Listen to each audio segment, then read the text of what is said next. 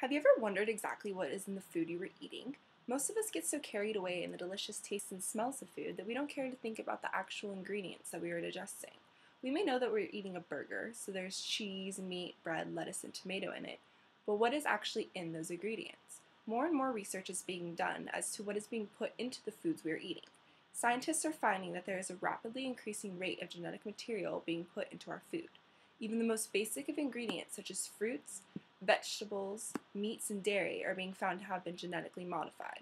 So now you're probably wondering, what exactly is genetically modified foods? These are foods that have been inserted with genetic material by scientists to alter or change the plants and animals. This manipulation allows the scientists to create any trait that they want an organism to have, maybe something that they will never obtain just with evolving naturally. This technology is called modern biotechnology.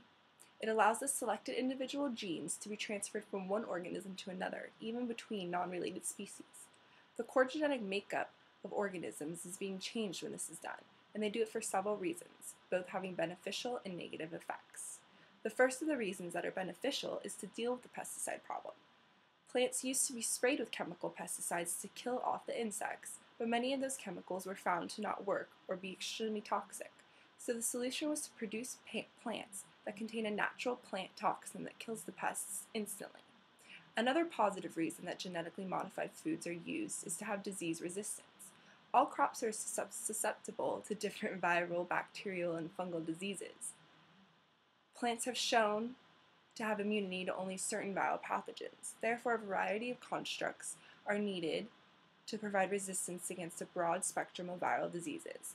Along with these reasons, there are also several more as to why genetically modified foods are beneficial. Some genes inserted into the crops have been found to increase cold tolerance or drought balance. Some have also proved to improve the crop by making it better tasting and more appealing to the eye. Crops have even been genetically modified to increase their shelf life, nutritional value, or make for easier harvesting methods.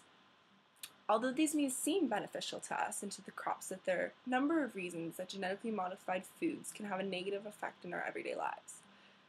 It is said that the main reason that the government allows for crops to be genetically modified is because it increases the grow rate of the crops, which ultimately increases the profit made. A lot of the genes that are injected into the crops are to make them grow faster or to increase the amount of time that they can stay in the store for. Another act that is being done to increase the government's profit is that they are patenting seeds, so that only government can grow the crop and receive all the profits from that crop. Corn is a good example of this being done because the government owns corn and all of the profit that is produced from it. This is why there are such a large number of foods that have some sort of corn in them, such as cornstarch and cornmeal. The last negative against genetically modified foods is the fact that increased number of diseases. Many people think that GM foods, which are genetically modified foods, are the cause of many outbreaks, such as the most recent outbreak with food called E. coli. This is a bacterium that can be found on almost any produce. This bacterial infection can cause someone to be extremely sick and can even lead to death. Not only do scientists believe that GM foods have caused E. coli, but it is also said that many of the cancers and diseases that are associated with people these days have come from the harmful effects of genetically modified crops. Genetically modified foods can have both a negative or positive side, depending on your viewpoint. There can be several short-term benefits to genetically modified foods, such as increased profit and grow time, or there can be harmful effects that can be caused in the long run, such as disease and obesity. However the case, it should be taken into close consideration what kind of food you are putting down your throat. Ultimately, you are the decision maker when it comes to the foods you digest. Whether they are genetically modified or organic, just make sure that the food you are eating is the healthiest possible for your body.